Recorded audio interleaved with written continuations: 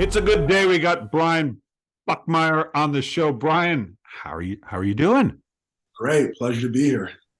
Yeah, so I could have a this show could just be nothing but lawyers who have written books. So you are joining a long tradition.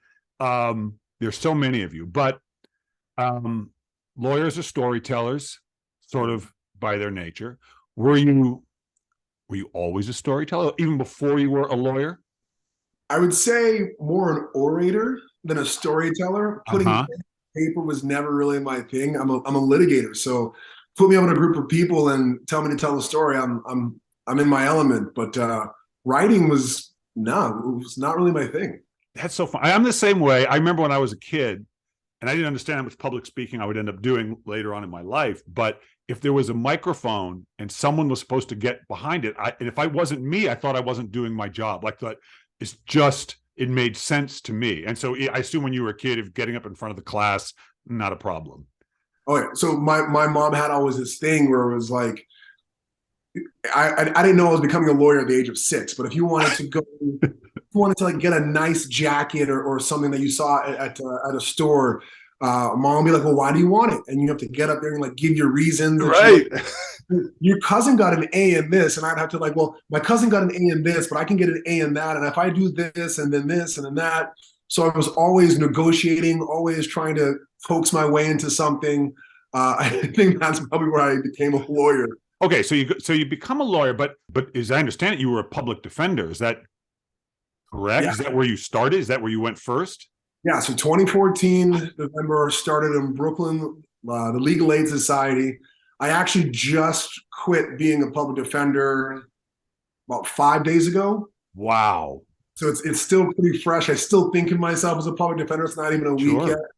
But I was in what's called the criminal defense practice. So I represented indigent people being charged of a crime. And I worked my way out. Junior attorney, senior attorney, trial attorney, and I was fortunate enough to join what's called the Homicide Defense Task Force. So I was one of the attorneys that if there was a homicide in the city of New York and you couldn't afford representation, I would work with another senior attorney who has far more experience with me representing homicides, but I'd also do attempted murders and lower on my own. So you are both a good guy. You're the one stepping in, but at the same time, you're also representing the people that a lot of people are very upset with. Yeah. You probably are representing people who have done what they've done, but your job is to help them not have to spend the rest of their life in jail, maybe. So it's a difficult job on a lot, and plus they keep you busy, I assume. Yeah, we were walking around with 60 to 80 cases at Jesus. a time. I was pretty heavy on felonies because that's the work that I enjoyed. My thing is, if you did something wrong, I wanted the process to be done right. Yeah. Because you never know if you throw the book at someone and what if you got it wrong here? I wanted Yeah. to make sure I's were dotted and T's were crossed and that someone's humanity came across and not just the accusation. You know, isn't there also something if you it occurs to me as I listen to you, I hadn't thought of this until this moment, but let's say you did the thing, right? Yeah. People make mistakes, but I would think a sense of a fair trial and that someone took the time to represent you, it gives you a chance to heal something, a sense of because if you've committed crimes, you feel abandoned, you feel angry, you feel alone, you feel like nobody cares about you. Maybe that little scintilla of people caring about you might help you give a different view of yourself in the world. Am I being too optimistic? Is it Yeah. possible? So I'll give you this because it always comes. People are like, you're a public defender. It must be hard to represent guilty people. I say, Right. no, Right. it's the easiest thing in the world to represent guilty Oh. people. I always tell people, thank you. You must assume that I'm such a good defense attorney that I can turn guilty people into innocents. I don't have that power just yet. But this is the example that I give. I had one client who, by all stretch of the imagination, did bad things. He did what's called public lewdness, where he would get on the subway, expose God. himself, and even at one point hit a young lady with his exposed parts. He Oh, did this 4 or 5 times over all the right. course of about 8 years. And I'm like, dude, wait, what's going on? So I Right. actually took time to dig into it, and I realized of all of his cases, it was always on the same subway line. Of all of his cases, it all happened in about the same area. And I dig a little bit deeper, and I found he was a doctor about 10 years before this. Wow.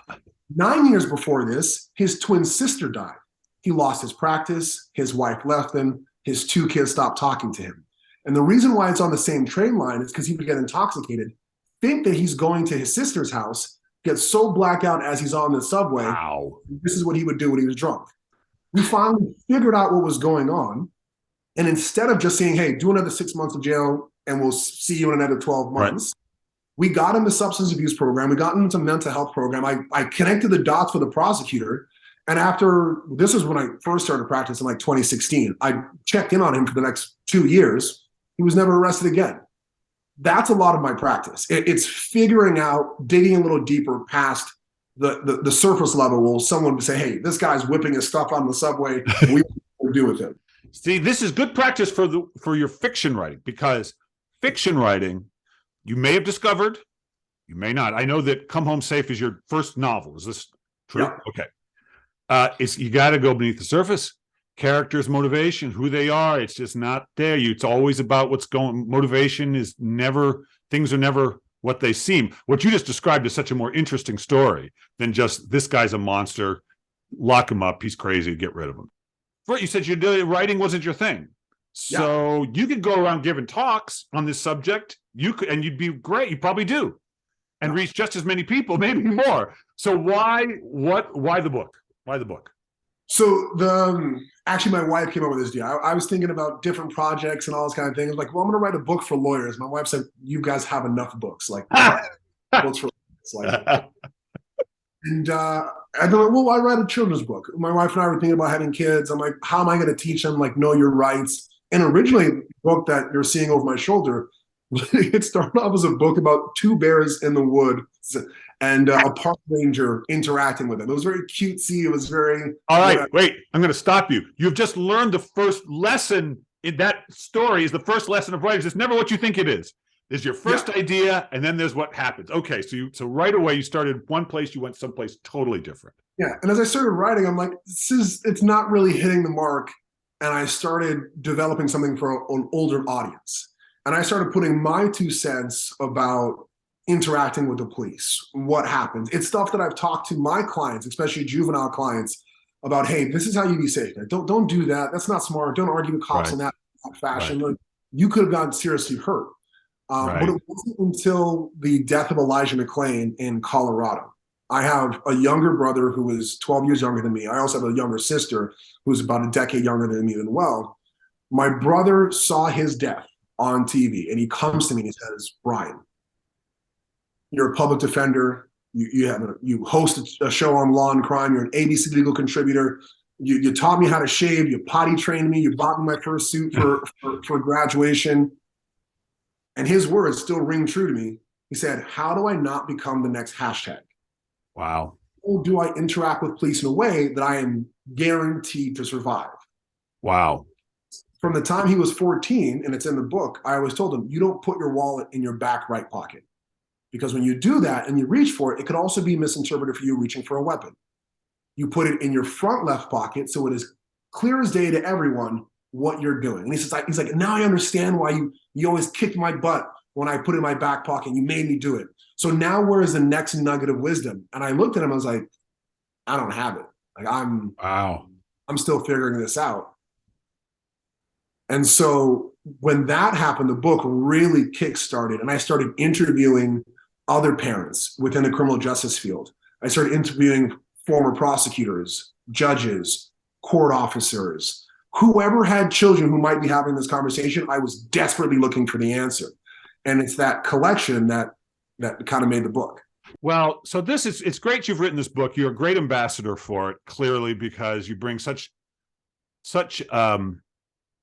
joy. I know it's not a joyful topic, but I don't think there's anything in the world that doesn't benefit from joy. I think it's our goal. Never do I not want to be joyful. So I think you're a great ambassador for it. Do you ever dream, as I do, where no one has to have this conversation? Do you try to picture the world? I think here's my take. I think we have to be able to picture it to create it. If we can't picture it, how do we expect it to? Do you ever try to picture that world where where no one has to have this stupid conversation? I hope that one day my grandchild, so my son's child, Right. will look at me and be like, Dad, Granddad, why did you write this book? Yeah. It doesn't make sense. Like, I want it to be so foreign to future generations that I look foolish. Yeah. That was my hope.